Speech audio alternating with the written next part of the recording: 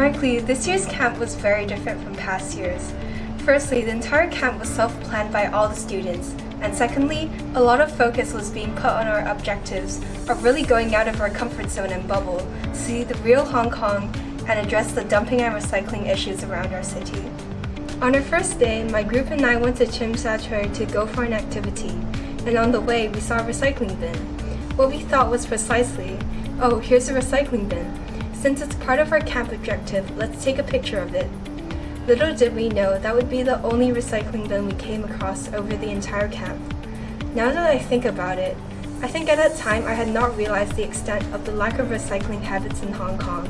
We're so used to just taking things and throwing them into the bin when we're done with them. It almost seems like a natural reflex. However, we don't consider what our actions might do to the environment. On the same day, we also met an old lady who was pushing a cart full of cardboard. This is definitely an unfortunately common sight in Hong Kong, and many poor elderly members of our society rely on this occupation to survive.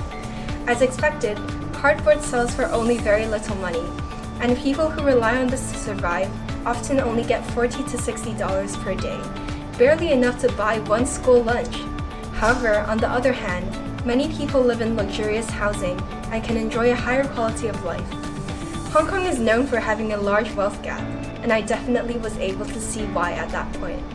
This was one of the many moments throughout the camp that made me think that I should really be grateful for what I have today.